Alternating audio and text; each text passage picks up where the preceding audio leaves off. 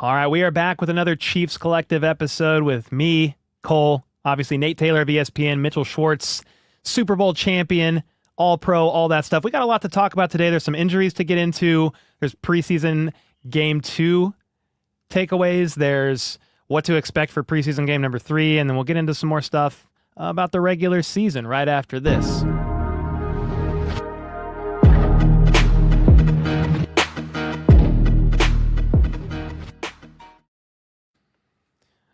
Nate, Mitch, how are we doing?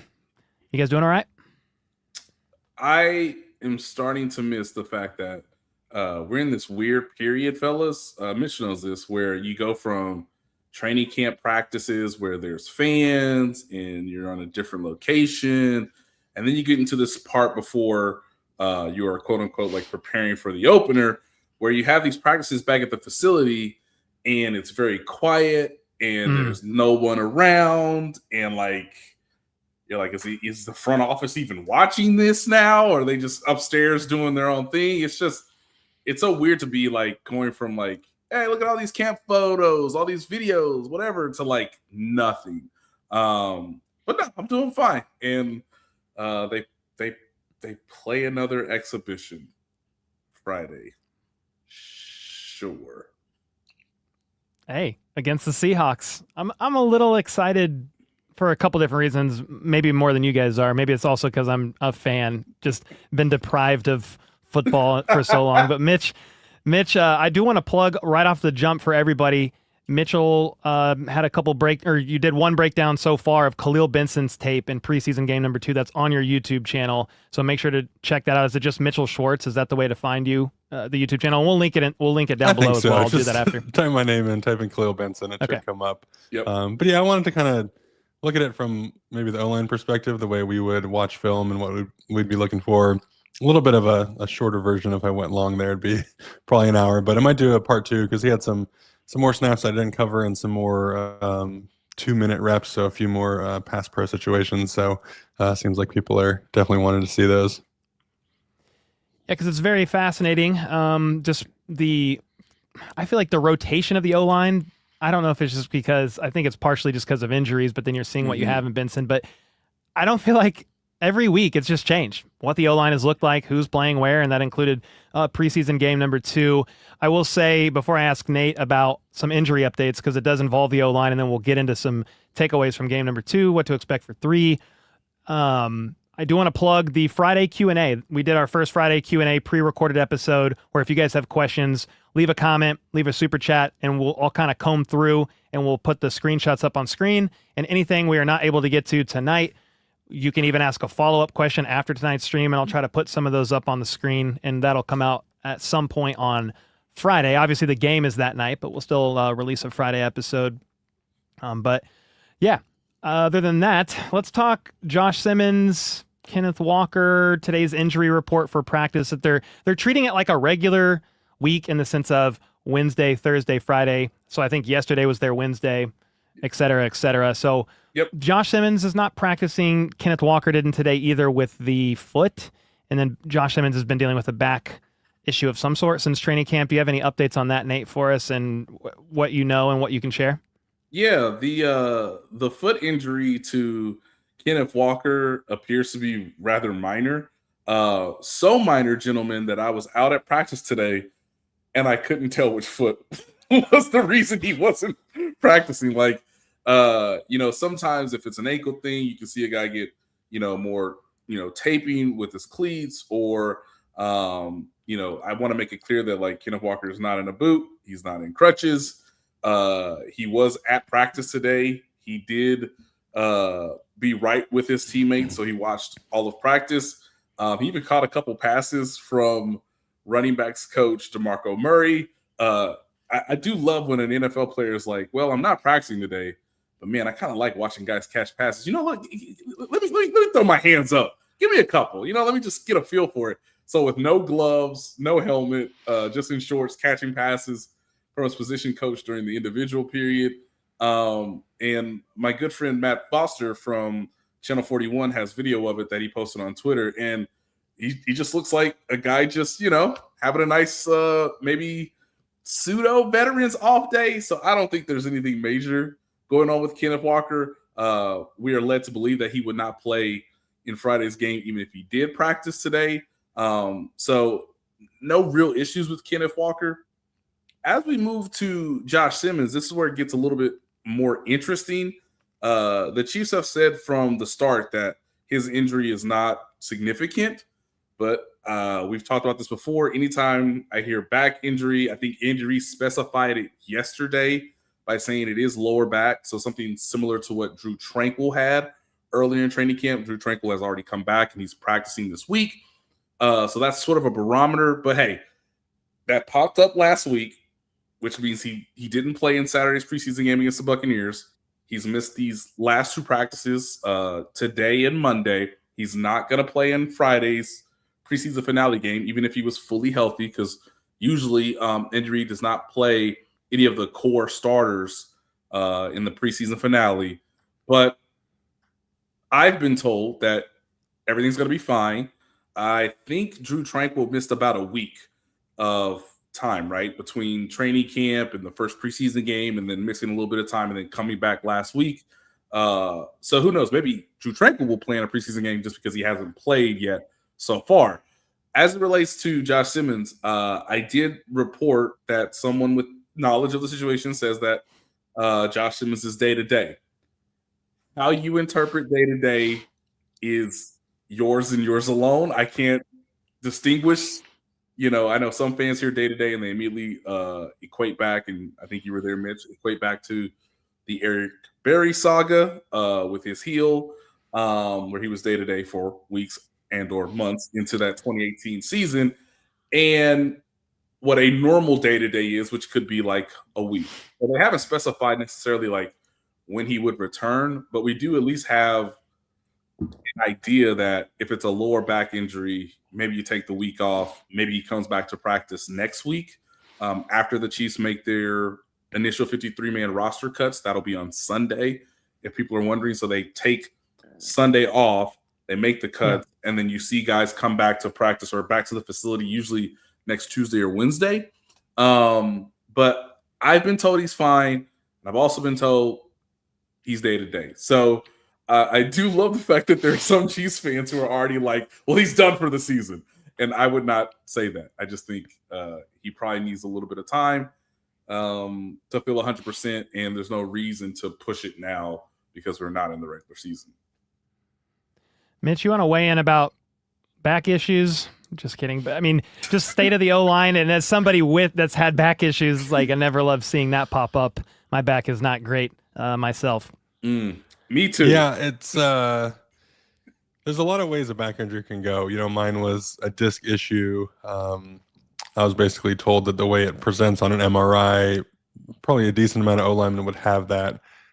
Now, not all of them would be symptomatic, so that's what we were kind of waiting for throughout that whole season. Is it going to go away? Is it going to get better? Is it going to get to a point where rehab can kind of, obviously not like fix a bad disc, but put my body back in shape where it was a couple weeks before, when theoretically I still had that issue, but I wasn't feeling it.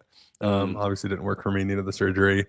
That was that. So that's one level of back injury that you're kind of hoping to fight through. If what Nate's hearing is it's more of a day-to-day, and that's how they kind of said it from the beginning. I don't think, at least from what we've heard, what Nate said, like if it was a true disc issue that might be a surgery and a 3 to 4 month recovery, you wouldn't think they would have kind of started this with either saying that it's a shorter term or getting word out that it could be shorter term and more day to day. So that's where I'm more optimistic than pessimistic. I don't feel like that's something they would kind of put the foot out on and then have to walk back on later. But I mean, the flip side is we haven't talked about Trey coming back, so that's great to see. So you gain one, you lose one. But yeah, back injuries, I mean, it's so open to interpretation, and even a lower back injury could be muscular, it could be a nerve, it could be a disc. Like there are different versions of what a lower back injury can even look like. So yeah, O-line is a little bit up in flux again.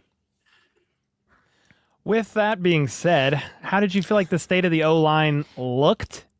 If for some reason that had to be who you were trotting out there week one, I think. Well, here's let me back up. I think Trey Smith is going to be playing. So let's say Yes, O-line, and that with it being Jalen Moore at left tackle, and I guess it would be Khalil Benson at right tackle. I'm not sure. What are you guys thinking? Yeah, just before Mitch can break it down, that is my interpretation of what they've done in training camp so far, and the fact that because you didn't have Josh Smith, I mean, you don't want Justin Fields to get injured either, right? You want to protect your backup quarterback as much as you can in the preseason as well. So they moved the veteran to left tackle. That's the position that obviously Jalen Moore knows well, because that's what his role was with the 49ers before he came to the Chiefs. And then you obviously put Benson at right tackle, because that's where he's got most of his reps in training camp. And it was always designed for him to be the starting right tackle for week 2 after he played right guard in week 1. So they bring up Mike Caliendo. That's your most veteran interior offensive lineman. I think all that makes sense. If it were to be without Josh Simmons for whatever reason, I think it would be what you suggested, Cole, which is, you would be going from left to right, Jalen Moore, Kizzy Suamataia, Creed Humphrey, Trey Smith, and Khalil Benson. Yeah, and this isn't me making excuses. This is me just like explaining the O-line point of view. That would suck for Jalen, because we talked about, I think, the first episode, how I expected him to be better at right tackle this year because he had the whole offseason. And last year he came from SF, mostly left tackle, most of the offseason left tackle before Josh established himself, and then played left tackle while Josh was out, while he was gone. And then second half of the year, hey, go play right tackle for us. And yeah, it didn't look amazing. Well, I wouldn't necessarily expect it to when you're not used to it. And now this year he comes in, you're the right tackle, you're the right tackle, you're the right tackle. And all of a sudden, hey, go play left tackle and go figure it out. So like, yeah, he's got history with it, but it's not the most recent thing that he's dealt with. And it's not what he's been working on this whole year. So if that were to be the case, I honestly would feel kind of bad for him, because he just seems to get the short end of the stick anytime there's been a little bit of a reshuffle on the O-line. And yeah, I mean, if they were thinking of putting Essa there, not the greatest performance last week. You kind of started that state of the O-line, not the best week too. Pretty much, I mean, across the board, I feel like Jalen had a couple of reps that weren't that great. Interior guys not necessarily going to the right spots, or I think they're doing a little too much. It'd be called spot blocking, where when there's certain run plays and motions and stuff, you don't necessarily know who's going to be the guy that ends up in the spot that you're supposed to block. Depends if it's man, if it's zone, if the linebacker's bump, kind of all these things. So you go to a general spot, and I think there were some issues with the spot blocking. So the interior, while obviously good players, had a few moments there. You guys can watch my breakdown of Khalil Benson, but overall, I'd say not the best day. A lot of lateness and snap count issues, but those manifest as losses, and that's not what you want to see for your quarterback. And then in the run game, still a little bit too much hands outside for as big and strong as he is.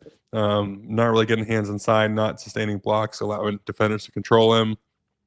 And then, yeah, like I said, I mean, Essa, not the greatest performance. I thought Driscoll played well coming off week 1, where he was kind of the guy that everyone had their eye on. But yeah, across the board, I would say a disappointing performance for the offensive line in preseason week 2.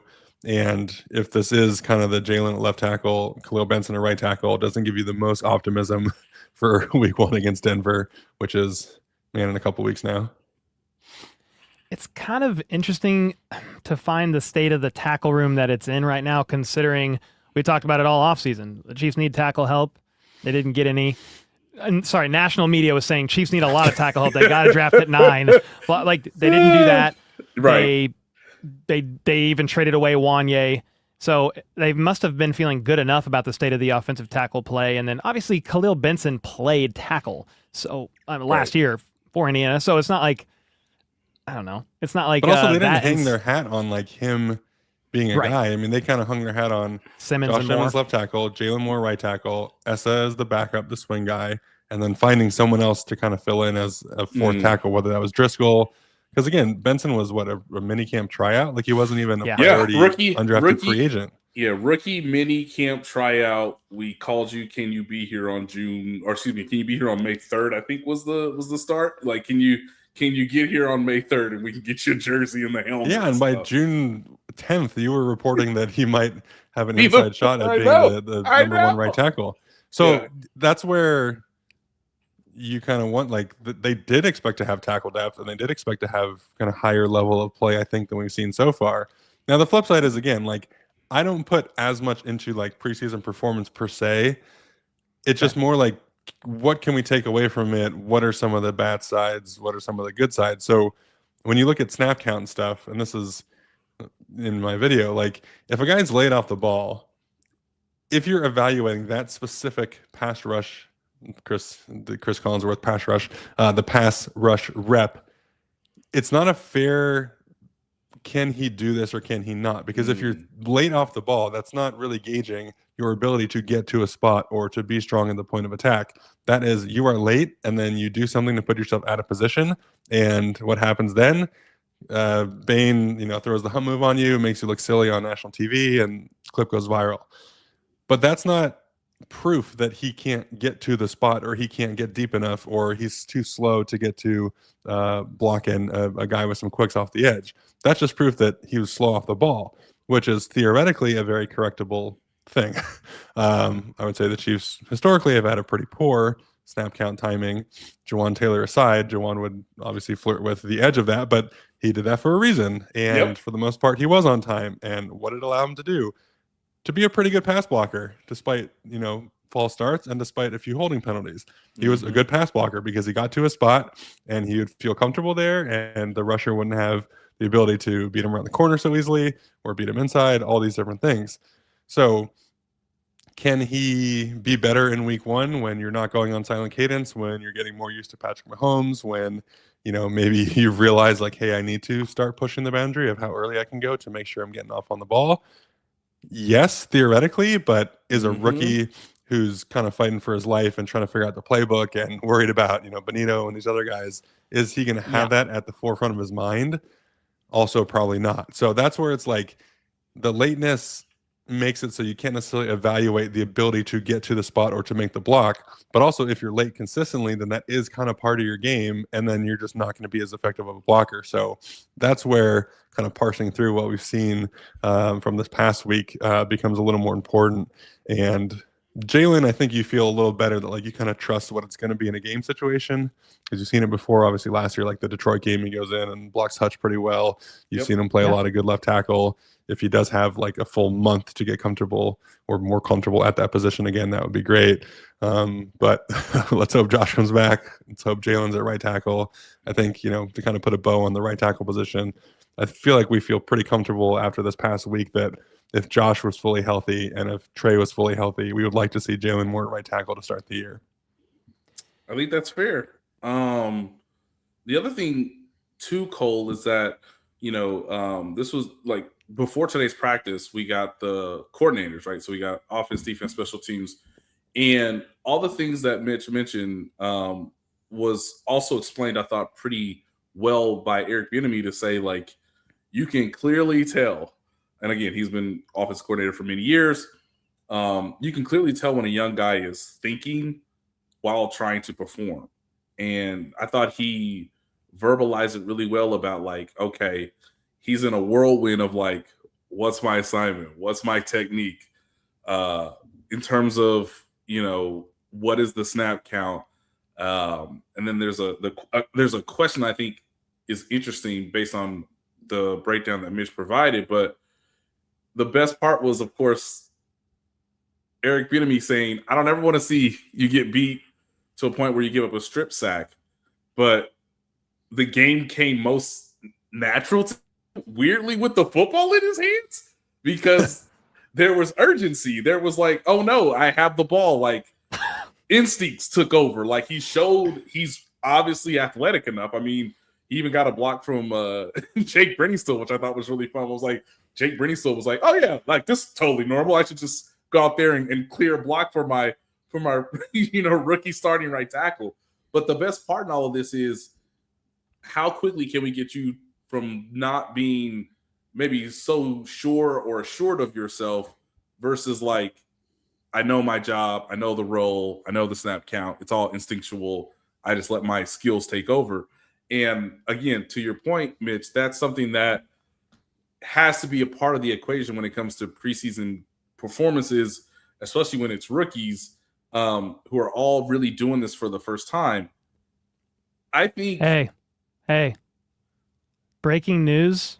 Uh-oh. The Chiefs are trading a 2028 7th round pick to the Giants in exchange for guard Josh Ezeudu. Yep. They just made a trade right now. Somebody in chat said Chiefs made a trade, and I was double checking that not for Derek. They weren't trolling. So nope, this is legitimate. This is from Ian Rappaport, who's now part of ESPN NFL Network merger. If you care about the whole media stuff, the Chiefs have been interested for the past 2 weeks about interior offensive lineman depth, and I think one of their concerns. So this doesn't surprise me. This move doesn't surprise me, by the way. I don't know Joshua that well. I'll have to get used to him. It's interesting that it's a 2028 7th rounder. So we're going way out. Like, just give me anything. But I think they realized even before the first preseason game, and I think this is partly why they put Benson at right guard for Trey Smith for the preseason opener, was because, do we feel as comfortable on the interior, especially from a depth standpoint, if something were to happen to, Kingsley Suamataia or Trey Smith, that's more significant than what Trey's dealing with right now. Of course, Andy Reid has said, hey, this hip injury is not significant. He's going to be, ready to go for the season opener. But at the same time, what happens if we don't have anybody other than Mike Caliendo? I have suggested that Hunter Norzad at backup center seems to me to be the most appropriate backup center. I guess Caliendo can do it, Mitch, but he's mostly a guard from what we've seen in the past, and obviously for most of this camp. So creating competition, and if we like what we see from Joshua and we can call the Giants and, hey, is he making your 53? No. Okay. I don't want to go through waivers. So can we give you a 2028 7th rounder? And they're like, sure. So this makes sense, because I think before we even get to the cuts of Sunday, I think their biggest concern was interior depth at the offensive line, interior depth at the defensive line, and I think they would probably prefer another safety if possible. That would just be my guess. They've already sort of solved their issue at linebacker by bringing Cam Jones back into the mix. So, this, you don't usually see trades 2 years out, but it makes sense given where the team felt that they were even before the preseason started. Yeah, it's so Joshua. Just to jump in, does this kind of solidify that it's going to be 10 linemen on the roster, or does this bump someone out in the middle that we didn't expect to? Because I feel like obviously Benson as the 6th and Essa as the 7th seem pretty set in stone. Mm-hmm. And then if you think Caliendo and Norzad are set in stone, then that makes it 10 linemen, which is interesting, because last week we were debating, and I think on the Q&A maybe on Friday, like, what is it, 4 receivers, 4 running backs, or 7 receivers, 4 tight ends, 4 running? Like, there's a lot of offensive pieces that you would want to keep your hands on. So this kind of muddies the waters there in an interesting way. I'm led to believe that they will, that this move suggests 10 offensive linemen and maybe 6 receivers. The idealistic version of give us 7 receivers, and I just don't know if that's legitimate now because of what you just asked, Mitch. Because I think from a veteran standpoint, you probably want Caliendo, and you're still investing into Hunter Norzad. I just don't know how you could. I guess you'd have to. Now, I don't know how. I should look this up. We're doing this on the fly. My apologies, ladies and gentlemen. But I don't know if Caliendo would equate to the waiver wire. So I guess you could technically do like the whole veteran like cut and stash. Like, welcome into the way it goes, ladies and gentlemen, is welcome into my office. Congratulations. You are going to be here on, let's just say, Wednesday. But we got to cut you today. Hand me your phone. Tell your agent. Don't answer anybody's calls. See you on Wednesday? so that you can Just do the some- roster manipulation to get maybe a fourth tight end, or for whatever reason, if you wanted to go to 7 receivers, okay, we can go to 7 receivers because now we have 9, and Mike Kelly could come back, and that 7th receiver would then kick down to the practice squad. Just real quick, Joshua Ezeudu is how you say his name. 3rd round pick of the Giants in 2022. And I was, when you were talking, I was looking up his snap count because I'm like, well, what is he playing and what has he played in the NFL? So in 2022, it was left guard. In 2023, 266 snaps at left tackle. In 2024, not much going on there. A little bit of left guard, 136 snaps at left tackle. And then he didn't, from what I understand, see the field in 2025. So I'm not sure if there's injuries or what's going on there, but it's left guard, left tackle experience. I don't know if we want to read into that. We're reacting live in real time, but yeah, the Chiefs made a trade as we were live, and the guy that they got, Joshua Ezeudu, went to the Chiefs in exchange for a 2028 7th round pick. He's got left guard, left tackle flex. We'll kind of take it from there. But yeah, we were just talking about the beginning here of needing a little bit of tackle depth potentially, or you find yourself in a weird spot where you didn't think you would need it, and now you might. Mm-hmm. To you, just initially, the fact that he has left guard, left tackle flex, I don't know. Does that say anything to you about the idea of Josh Simmons maybe needing to miss a bit of time, or is that don't react right now to that because it's way too early? I think Josh Simmons. I would say, all right, fair enough. yeah, I would say don't react to that specifically.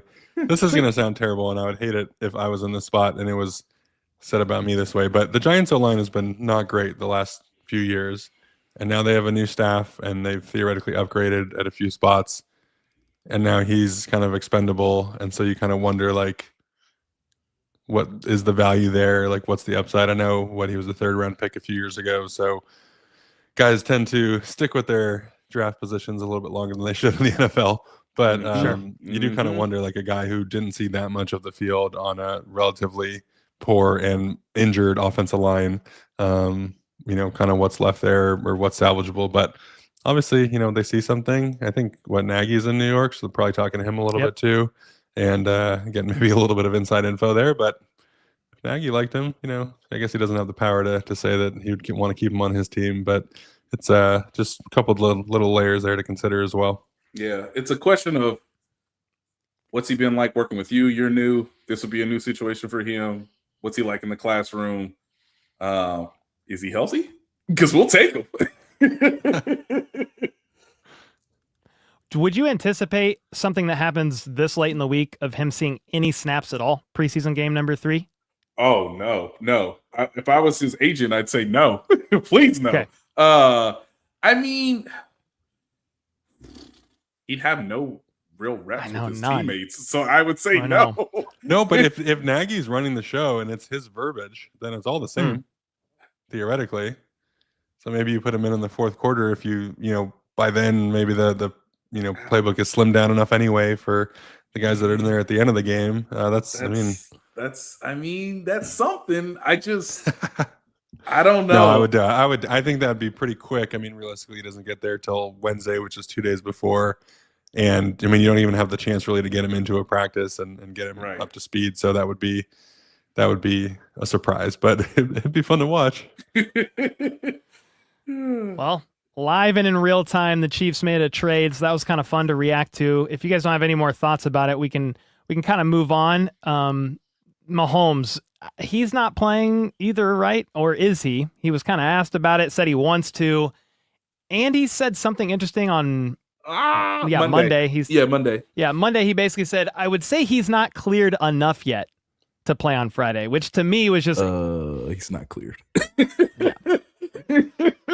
Which to me was basically like he's not playing. So it seems like the case. Mahomes wants to play. He said today they're all avoiding it. But they're like, are you fully cleared, or do you need to still get fully cleared? And I feel great. I'll defer to Rick. Essentially, was Yeah. Mahomes' answer to some extent. But yeah, he wants to be out there. He's done every rep at camp. He did all the warm-ups both of these preseason games. He's just treating it all as if it's active game, and he could go out there and play if Andy Reid calls his number. But obviously, that's not being called. So for the first time in Patrick Mahomes' career, for what it's worth, I don't know how much it'll really affect him down the road here, but he won't be playing in preseason for the first time in his career, it seems like.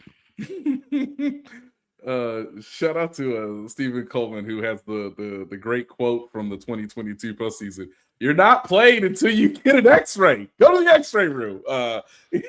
So that was the Jacksonville game in the divisional round when the high ankle sprain happened. But I just love that Andy's like, well, I don't think he's cleared enough yet because the medical staff hasn't told me he's cleared. And so it's not my call. It's not my call. I don't know. We'll see. I do love when Andy says we'll see, knowing full well what the answer is. Now what his favorite? We'll see how it goes. Is his favorite saying in the world? See. I don't know. I mean, I don't know, guys. We'll see. The other thing from Patrick's standpoint is, and I wrote about this today. You can tell he's very confident. He believes he's on track. He said today that he's hit every checkpoint that you would want from a physical therapy, from a mobility standpoint. Obviously, with each day, you would think the leg and the knee itself would be strengthening. He's practiced, he's participated, I should say, in every practice. He's worn the brace each day. You can really tell like his range of motion has gotten better, which means his speed has gotten better. And I guess we all have to thank Harrison Butker for making a 69-yard field goal on Saturday, because that was the first like true litmus test of like, okay, he's running, he's jumping, he feels exuberance. That's cool to see. I don't know if every quarterback's going to run to midfield to high five their kicker for an amazing highlight in the moment, but we saw some athleticism. I think in Patrick's mind, he's full go because that's what he's been the last 2 days. This, Mitch. The Chiefs are in, and Patrick even said this today, the Chiefs are in quote-unquote a game week. So today was the Thursday practice. Well, one of the best parts about yesterday's practice, a quote-unquote Wednesday, was that Patrick didn't have that many reps, which indicates to you he's not going to be playing. He's not going to be playing Friday. Now, I can't say this definitively per the rules now, since we are not in open practice mode of training camp. We are in closed practice mode. I can tell you that, my goodness, him and Jacob DeJesus were cooking yesterday. And if you don't know who Jacob DeJesus is, kids, that should tell you what Patrick was doing in terms of when his reps were with a certain group. And honestly, it was so enjoyable to watch. It was enjoyable to watch him. Well, I'll go ahead and say it because he was asked. He was asked about what it was like throwing with the scout team. So that's what what Mahomes was doing. I said it because I didn't say it. That was a specific question. And Mahomes said it was a lot of fun. He enjoys also going up against Chris Jones and talking some trash. That's what he said.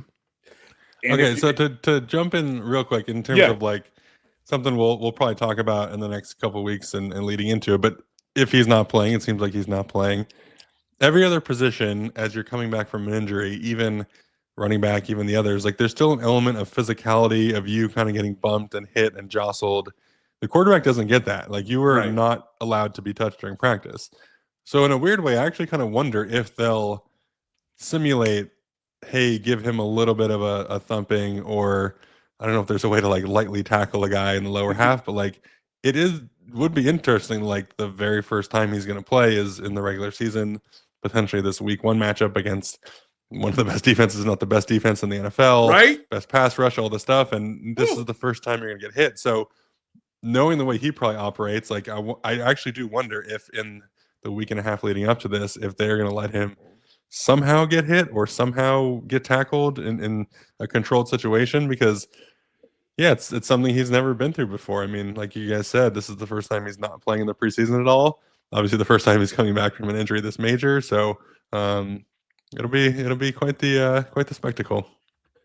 Now, if Chris Jones is talking trash because you guys are on the field together and you're not taking that many reps, that would lead us to believe, Cole, that he's doing what this week?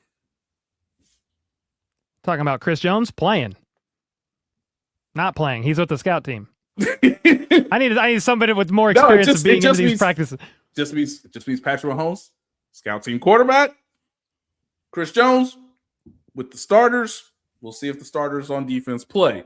But man, I'll tell you what, I ain't gonna never forget that practice, Jacob. Woo! I mean, cooking. I mean, just there's sometimes where, and I think we're a little bit closer to the players at a closed practice at the facility than we are at a bit of a higher vantage point up at training camp inside the big tent there. Jacob DeRuse, 5'7", 170. He's 24 years old. I ain't gonna never forget that practice. I mean, my guy was cooking because Patrick would not throw what was on the card, and that was the best part. He was not doing scout team offense work. He was probably giving them a headache for sure. DeRuse was a guy that I had eyes on as a potential, and this could lead into the next bit of convo here, but because Dave Tobe, and somebody wanted me to ask you guys about this too with some special teams talk, but he was a guy that I was keeping a potential eye on as a punt returner option because he does have some pretty decent return experience in college, and we'll get to that coming up next because I want to ask you about the punt returner battle. Dave Tobe was then asked a question about if he would like to play Mansour delayed on special teams, and we have some more things to talk about, but I do want to shout out the season-long partner of the channel for Chiefs Collective, with that being Prize Picks. That is, of course, America's #1 sports picks app. Available in most states, Kansas, Missouri, California, Texas, Florida, many others. You can pick the winner, spread, or total on any game or fight. And look, the Chiefs have lost 8 preseason games in a row. I'm sick. So the Chiefs are losing on Friday, probably to the Seahawks for number 9 in a row. But a couple picks that I liked here because you can do season-long predictions as well. And we've talked about several, but here's 3 that I found intriguing. So Mahomes, more than 24 and a half passing touchdowns. He's done that every year in his career. Kelsey, more than 65 and a half receptions. He's done that every year in his career. So those feel good. But here's a question for you guys. Fernando Mendoza, more or less than 8.5 regular season games played. I hit less, but I don't know how confident I am about the idea of Fernando Mendoza playing less than half the season. Now, Kirk Cousins is the starter, but that is what I did. I'll get your thoughts on it in a second. But new users can join in the fun by playing your first $5 to get $150 in lineups. If you win, just use code HMA when you sign up. That is code HMA at sign up to get $150 in bonus lineups if you win your first $5 plus lineup using code HMA. Those are the picks that I used, but we're going to be doing this all season long. You'll be able to do specific games as well as not just season-long predictions. So Fernando Mendoza, less than 8.5 games played. I mean, I would want the fine print on that because if Cousins gets checked out in the medical tent and Mendoza goes in, does that count? Does that count? Yeah. I think it counts. Ooh. I could be wrong, but I could be wrong. I will not be held liable for that one, but it was an interesting one when you're looking at Kirk as the starter. That kind of caught my eye. But what happens if the Raiders start like 0-4 and they start preparing for the future? That means you have to play the young guy the majority of the second half. I don't know. Maybe you should hit more if Ashton Genty's going to be out for a while with the ankle sprain. Anyway, they're going to be losing some games. What do you think about special teams? If we want to get back to this with now, I feel like the quote online. Why don't you tell us what you've been tweeting the past few days about special teams? Why don't you lead with that? You talking about me? Yes. Yes. I don't even know what I've been tweeting, but the question was essentially, Jesse Newell of The Athletic specifically said, hey, would you like to use Mansour Delane on special teams? And Dave Tobe basically said, well, yeah. Okay, but here's what I've been tweeting then. Here's what I know. Yep. They need some experience in a pinch in case of emergency. So Delane did play a couple snaps at gunner on punt returns. I know some people didn't like that. McDuffie played preseason snaps his rookie year as well. But Dave Tobe was specifically asked about Delane. He did not bring Delane up. And he was like, well, yeah, of course. He's very fast. He's very good. But he's caught on with the defense, and I don't think I'm going to be able to, was essentially his answer. I mean, you guys have thoughts, takeaways there? That was really all. I just love that Jesse Jesse knew exactly what he was getting at when he asked the question, and we all wanted him to ask the question because it's a fun thing. Because I think Dave is one of the more honest coaches on the coaching staff. So he was like, "Well, yeah. Do you have eyes? Of course, I want to use Mansour Delano special teams. They're not gonna let me do that, and that's probably fair. But yeah, we cut right to the chase. I even asked Mansour yesterday, when was the last time he was on the punt coverage, and he laughed because I don't think he could remember exactly. He was like, I don't really know what I was doing. Yep. I just ran real fast and got there real quick, and so yeah, that was great. But I don't know. It's I would say, again, it's not the worst thing to have guys ready in case of a situation in a game. Obviously, he's got the traits for it. He hasn't done it because he was a stud in college, and a stud isn't going to play on special teams. Just like the Chiefs fans think he's a stud and don't want him to play on special teams right now. But again, being like somewhat prepared for injuries, it's very easy for like two random injuries to happen for your two guys who are going to be a starter and a backup, and all of a sudden you're on the fourth guy that can play that position. And maybe it is him for a rep or two for the rest of the game, or until the guy can get his ankle taped and get back, whatever it is. Like, that is just not – football players play football. They try different positions. They have to do that to figure out how to play football. I mean, Nate told the story the first time. Andy Reid said, you get better at football by playing football. Like, we just have to stop being so afraid of having guys out there trying things and figuring out the best role for them and the best spot for the team. Yeah, we can complain all we want about the special teams, about Tobe's decisions, about lack of explosives, lack of touchdowns, all that stuff. But, like, if it comes down to week 14 and the other gunners aren't available and it's, a gotta have it like punt, we got to pin him inside the 10 because we're up by 4 and we want to, not let them get this touchdown drive. Maybe he's the best guy. And maybe those 2 reps he got in the preseason actually did kind of prepare him for that moment. Like, there's just so much more at play than, oh, he's a good player, why is he on special teams? Like, I just can't emphasize that enough. Like, we over-criticize every single decision, but it's like, as Tobe said, I'm probably not going to get my hands on him, which means he's a really important member of the defense, and he's probably not going to be available to me.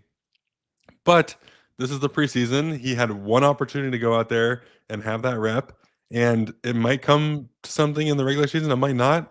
But again, like, that's not necessarily a position where guys get hurt. Like, you're not putting him at running back, asking him to take 10 carries.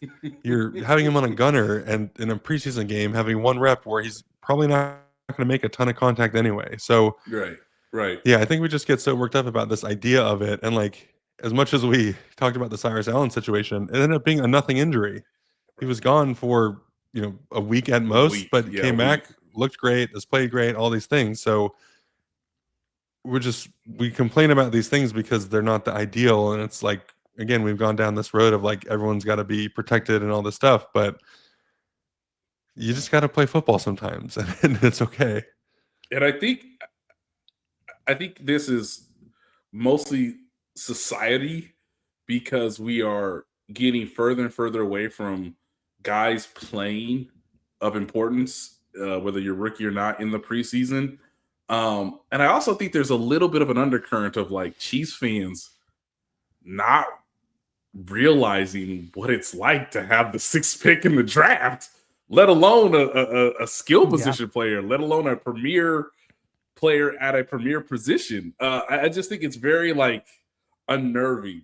And so I understand fans' concern about like, the injury issues, and we just don't see this before. And how much I know there's obviously a back and forth of how much control does Tobe have over who plays what, or the playing time, the roles of special teams.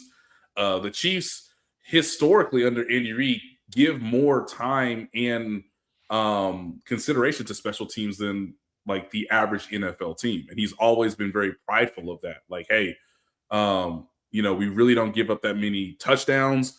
We generally don't make that many mistakes, barring last year, from a penalty standpoint. But I just don't think Chiefs fans are used to the fact that, like, wait, we have a talented receiver who's a rookie. He could be something. Oh, wait, we have the 6th pick in the draft, and he's clearly like, I think one of the biggest things about Saturday was like, some of that is like, I can't believe I haven't seen this for a decade. And also, why is he out there? I just saw him mush every receiver that he's been playing up against for a quarter and a half. So I think people have to get used to it. But yeah, if he plays on Friday, which I guess is a possibility because he missed the first preseason game, he will most likely be out there doing it again because of all the reasonable, points that Mitch made about how quickly things can change. And a small example, Cole, was the 2022 AFC Championship game where all of a sudden, in like a quarter and a half, they had no Juju Smith-Schuster, they had no Kadarius Toney, and all of a sudden, no Mecole Hardman. Yeah, Justin Watson, I think. Oh my God. Yeah, Mecole Hardman pretty much put his body on the line for 1 third down conversion. He was like, that's all I got. And they were like, thank you. And so, to Mitch's point, I'll never forget that one of the guys who could not celebrate when the Chiefs won that game against the Bengals because he was so gassed, he was so tired, was because Marcus Kemp had to do everything in the second half. Everything. And he even caught up. Yep. And he even caught a pass late in the game to set up, I think, a scoring drive or to put them in a position where they could pin the Bengals back. Chris Jones gets the sack. You get the short field, the Sky Moore punt return. All of a sudden, they win the game. And, Marcus Kemp had to do, like, everything for, like, a quarter and a half in that game. And that's a very, I think, applicable situation because, honestly, fellas, I don't know who their best gunner is, and I really think Dave Tote doesn't know who his best gunners is either. And the season starts in less than 3 weeks. It's a great example. That we can move on is, I think historically the Chiefs haven't necessarily kept like core special teamers the way a special teams coach would like. Like they tend to prioritize guys who can play positions as opposed to guys who play special teams. Like there's no Matthew Slater, there's no guys who are just like pure special teamers. So that I think maybe even furthers Tobe's ability to like want to try guys at different spots, knowing that like he might lose a 4-team core special teams guy because he's the 6th linebacker and has no value there. The team has historically not kept those guys. But yeah, we've probably exhausted the special teams talk, so we can move it along. Yeah, we can move on. It's just what you said, Nate, rather, is a great example of just in case of emergency, in case multiple injuries happen, just to have the ability to know how. I don't know what to expect from preseason game number 3. I don't know how much the starters are going to play, if at all, but we had some flashes and some stuff maybe worth processing through. Preseason game number 2, Jalen Royals looked really good. I don't know if we want to start there, but then I want to go eventually here, FAU and R. Mason Thomas. I just felt like they played a really good game for a game against backups, but they were flashing left and right, and it was awesome. It was awesome to know that Jalen Royals has shown real improvement from basically when this podcast started. Like, I can't stress that enough. I was so concerned about, like, I don't know if he's getting it. I don't know if it's too much. I don't know if the coaching staff is asking him to do so many things that are different from last year's group or, his position coach, which appears to be the case. But I think the biggest winner out of the preseason game number 2 was Jalen Royals because I think it solidifies his spot on the roster. I thought it was funny that I heard earlier today that someone called him Diet Rashee Rice, which I thought was hilarious. So it's like, hey, we have a role. You could be the power, backup power slot. The fact that he made yards after the catch, which I think a lot of people alluded to, that was probably his biggest trait in college was yards after the catch and contested catches. So he showed both of those things. But yeah, I think his spot solidified, even with this trade tonight and them maybe going, again, I'm sort of projecting them going from 10 offensive linemen to maybe 7 receivers now going to 6. I think he's squarely in the 6.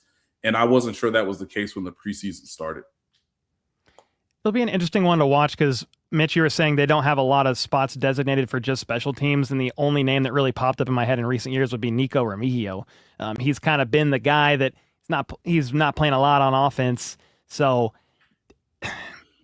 we don't need to go back down the road of special teams, but Toba saying, hey, is there still a battle for the punt returner? And he kind of said yes, but he basically said no at the same time. It seems like Nico, but yeah, if you've got to make a concession somewhere, could Brashard Smith do it? You free up a wide receiver spot to have an extra O-line spot. Mitch, do you have any thoughts on Royals? If not, we could transition to the D-line. I thought there was a lot of bright spots there for them.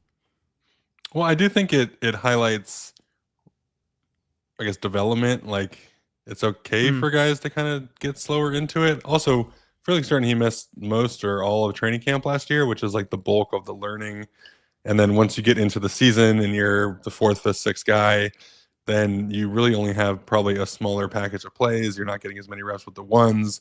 Obviously, you have no time with the quarterback, so they don't really trust you to kind of be with the starters anyway. So combined with the receiver coach last year and what we think is a pretty big change this year. So it just kind of reinforces that like development is not linear necessarily. It might take longer than we want, but it helps to be healthy. It helps to have good coaching. It helps to have a little more time on task, especially as, again, historically we've seen this is not an offense that has wide receivers stick very quickly, if at all. You know, Tyreek had a great second half to his rookie year. Rashid, great second half to his rookie year. Like, we haven't really seen a guy come in. Cyrus is the first guy that might have legitimate playing time and catch opportunity like within the first month or two of his rookie season. That's what makes his situation so unique and why we're so excited to see it. So I think Royals is on actually a relatively normal developmental curve, and we see this, you know, in the reverse way with these guys holding out and holding in who are looking for contracts. Typically, if you're missing 3-4 weeks of the season, none of those superstars really ever play that great that season because they miss too much time. They either get injured or they're not at their peak performance. Well, in a similar way, if you're a rookie, if you're not getting the full training camp, you're not going to be the best version of yourself. You're not probably ever going to get into the shape that you want, and you're not going to have all the reps all the time on task to learn the offense when we know that's a huge undertaking. So, yeah, just excited for him that he's kind of stuck through it and pushed through. You know, this day and age, you can't really outrun the noise on social media, so it's cool to see him, you know, performing well, being physical, breaking tackles, kind of doing stuff that is more, you know, true to his DNA. Well, I will say he was dealing with knee tendonitis, which just can take forever to kind of heal up from last year. So that really, any of the momentum that he had was kind of lost, which was unfortunate. But yeah, definitely 4th round guy, year 2. I'm rooting for him, and we'll kind of see. And then I think what you don't see as often is potentially a guy really hitting his own stride, I guess, year 4, which is what we're hoping for out of FAU. He missed all last year with the hamstring, but oh man, I don't know what you guys thought, but he shut down a series by himself, essentially 3 plays in a row, and then he had 2 more before halftime. They were lining him up inside. He was looping around outside with R. Mason Thomas, you know, starting on the end, and then I just loved what I saw. And if you could get the best out of FAU, and then RMT is starting to show these flashes very early on. If you don't have Gelati, like, it just helps a little bit, especially if George Karlaftis is going to be holding it down on one side with these guys on the other. Yes, that is a great point. And to what Mitch was saying about Jalen Royals, we just have to delete last year from our memory. And I know that sucks because it's from a contractual situation and the fact that they didn't, you know, they did not accept the 5th-year option. They declined it. So he's on, you know, the last year of his rookie deal. But this is basically year 3 for Felix, given that he had a severe hamstring tear in the preseason last year up in Seattle, misses all of last season. I think he said it a little bit publicly, maybe not as definitive, but, you know, both of his hamstrings are finally back to like normal. And that's just not something that was a part of much of his NFL career to date. So he's got the playbook, he's got the scheme, he's got the skill set, and yeah, he's putting it together. And we talked about this before, like, you know, if you're a Jayden Hicks, if you've been doing this more than like some of these other guys around here, we want to see it, you know, based on rookies and how much they have to think while playing. Yeah, just has done everything you could have, I guess, asked of him. And because of the injury with Ashton Gelati, the Chiefs are still hopeful that he will be available for week 1. But even if that's the case, I don't think he would get his normal starting snaps. So everything's right in front of Felix to start the season strong, to be within the rotation. And as much as I talked about earlier about the Chiefs having some concerns about their interior depth at defensive line too, some of that is because I'm not sure if Omar Norman-Lott's going to be, active from the PUP list before cutdown day. You have, 3 guys right now between Kyrus Tonga, Chris Jones, Peter Woods. If we want to add a 4th, I think that 4th player would be Marcus Harris. But if you need a guy to slide in on 2nd and 3rd down snaps, the guy that offers you the most, I believe, right now is Felix. And that's why they played him both inside and out so much. And again, just doing everything that's in front of him. And now he has a role. And in a weird way, he's become one of the players I'm most fascinated to see on opening night. Mitch, you want to go ahead and give thoughts? Yeah. Sorry. I'd say I concur. It feels like he is a guy who, I don't know if backup defensive end, if he's going to be with the first group opposite Karlaftis, but in early downs, probably plays outside in kind of pass rush situations, kicks inside. You've seen guys like that. The one that sticks out to me is Armstead with San Francisco. Now he's a much different body type, being like 6'6" or 6'7", but he was, kind of a more base defense outside guy, and then you would have these sub packages and more rush situations, and he would kick inside the defensive tackle. Again, a little bit bigger, a little bit taller, but it does seem like that's where FAU slots. And just from a production standpoint, seeing change of direction, seeing burst off the ball, seeing beating a tackle, seeing some physicality in the run game, holding point of attack. You're thrilled to see it for obviously the team, but even more for the guy and for what he's been through. Yeah, heck yeah. What did you think about RMT? R. Mason Pretty Thomas. Good. Showing some pretty good. Yeah, it's just more of what we saw the first week. You see the burst, you see again the change of direction. Looks like he's got a bit of a pass rush plan. His ability to kind of know what he wants to do, but then I think he's got some counter moves to him. From an O-line perspective, you go against guys and they kind of have a certain package of moves and they don't deviate that much from it, or they don't have the ability. The short version of it is, from my perspective, I'm going to try to figure out what a guy does most and what he does best and take it away. And if I can take that away, beat me with your 2nd, 3rd, 4th best moves. I think I'm better than you, and that if I take away the thing you're best at, you can't beat me with the stuff you're not as good at. I think what we're seeing with him a little bit is that if you try to take away something that he's best at, maybe the burst off the ball, he's got the power to bull rush you. If you overset, he's got the quickness to jump inside. So he's got the ability to win in all 3 ways, but also the counter ability to play off of you as well, to have a pass rush plan, to, ideally kind of know what he's trying to set up or what he's trying to win with, but then deviate based on what the offensive tackle is presenting him. So I think that's maybe one of the more important things. And we've talked about it, I think, last week as well, the physicality and some of the run game stuff, where he's shown more than I think we thought we would, we thought we'd see early on. So if he's able to blend a little bit of, the run defense with this pass rush package that frankly just looks fantastic. It's really feeling like sky's the limit for him. Him recognizing the bubble screen and being that quick to just be in the passing lane. That was fun. If you're doing that now, what is it going to look like in October or November, where you could actually maybe tip it up in the air and catch it? I just thought that was brilliant to recognize, this something ain't right here. And the quarterback's right in front of me. I should probably put look at that. It was so cool to see him do that so fast. And this is already the 2nd preseason game. The other note I would say too, Cole, is I know it's backups. All right. I know it's like, what is it? Stetson Bennett.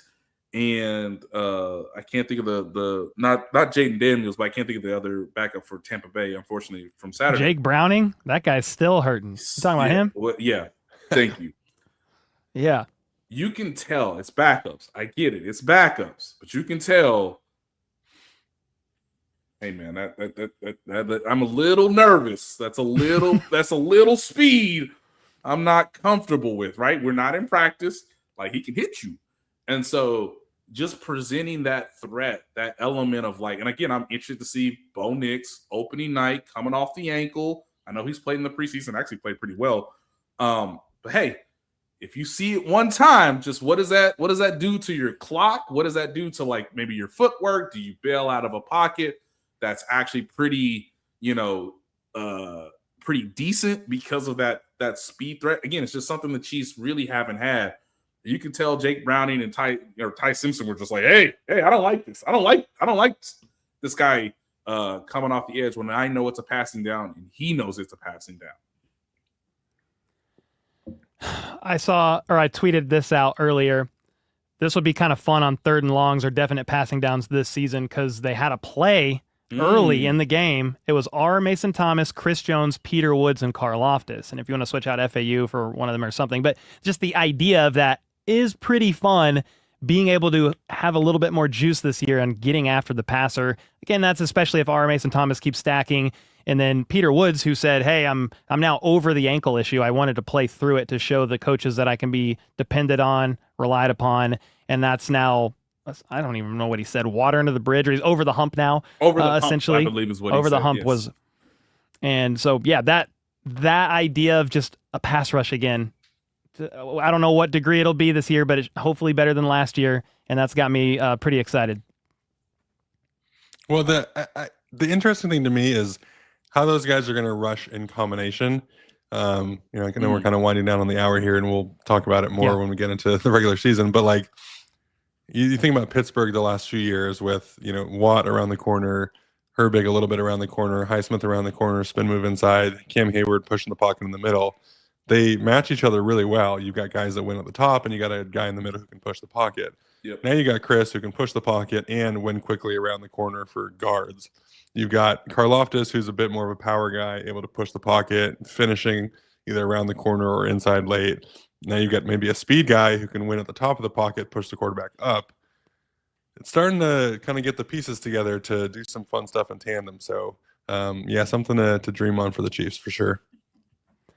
And we have some super chats that I won't get to as far as tonight, but we will answer them in our Friday Q&A because some of this is about Rice, and I feel like it's a bit of a complex question to be able to digest now at the end. But yeah, Jay with the 5 did say doesn't leave a lot of confidence maybe as far as guard depth goes. And yeah, I mean, maybe that is an extent. I mean, I will say upon looking into Ezeudu a little bit more during preseason, for what it's worth, he was also working in at right guard and right tackle this year. So he's got left tackle, left guard, right tackle, just NFL experience. Hey, Matt, how do you look at right guard? Can you send that clip? Can you send that clip over? Just give me that. Yeah. How were his feet? All right, cool. All right. Hand the phone back to John Harbaugh. It's just so funny. But yeah, it all makes sense. And yeah, interested to see what his thoughts are, right? Him coming from New York, coming to Kansas City, all of a sudden, you're going to be working under some pretty notable players in Creed Humphrey and Trey Smith, and Kingsley had a phenomenal sort of blossoming last season. And knowing that, now you're learning how to protect Patrick Mahomes. It would be, I can imagine that he would be pretty excited for this because it's a new opportunity and a chance for him to, maybe carve a role throughout the course of the season. It's going to be interesting to see how it plays out. I think maybe by Friday we'll have some more context and we'll be able to chat through what the trade, just updated thoughts, I guess, on the trade, because all this was kind of in real time. But I mean, there's not going to be, I guess, probably a ton to add. But I wanted to say thanks for all the super chats, the gifteds, the jewels, like all this stuff. I appreciate all the support, guys. And we'll definitely, any questions that gets highlighted in the comments or via super chat or super sticker or anything like that, we'll answer that on Friday. And with that being said, Nate, Mitch, you guys have any last final thoughts before we kind of get out of here until Friday? Keep an eye out for Jake Brenningstool. I know he was in the comments of the show earlier, but he might be someone that I would keep an eye on for hey, he's going to get one more preseason game. He was undrafted last year. Let's see how he does and see if he can make that final push to be on the roster. Because I'm still of the belief for 4 tight ends, but Jake would have to make that work based on his performance. Heck Yeah, I mean, I would just say what you hear, the kind of player perspective, the coaches are honest with you. They say that, hey, not everyone in this room is going to make the team. This is your last opportunity to make our team and make the 31 other teams. So what you put on film this week is your resume. That's what everyone's going to be watching. So yeah, when you're watching guys out there, they're fighting for their role in the Chiefs. They're fighting for their role somewhere else in the NFL. They're looking to pop and shine and show someone who's watching film out there that they belong. And so, just wishing everyone the best, and hopefully they all play well and come out of it healthy. It'll be interesting to see how everything plays out. Obviously, there's going to be guys that fans want to make the roster. I know Andrew Armstrong's been building a case, but there's only room for so many. So my hope is, hey, you put together great tape, and then hopefully you can get up or wind up on the Chiefs practice squad once all is said and done, continue developing, and then you never know. You could be called up. I know Jeff Caldwell just got waived with an injury designation, went unclaimed, and he's on the team's IR. So you never know what the future could hold for him. But yeah, with these guys, they're just trying to put together that tape and hope they can make it somewhere. So all that to say, if they don't wind up on the Chiefs practice squad, I obviously want to wish them the best and wherever they end up making it, because it's always the lifelong dream for these guys. And Mitch knows firsthand to play. You want to play in the NFL. That's your dream. And they're this close. A lot of these guys are, and they want to be able to make it. Well said. Well said. Well, appreciate you guys. Thanks, everybody, for hanging out. Make sure to hit the like button, sub, all the stuff that I am terrible at saying. But, man, if you enjoy the content, just let us know. But we always appreciate it. Very grateful to be here with Mitch and Nate. And with that, we'll see you guys on Friday.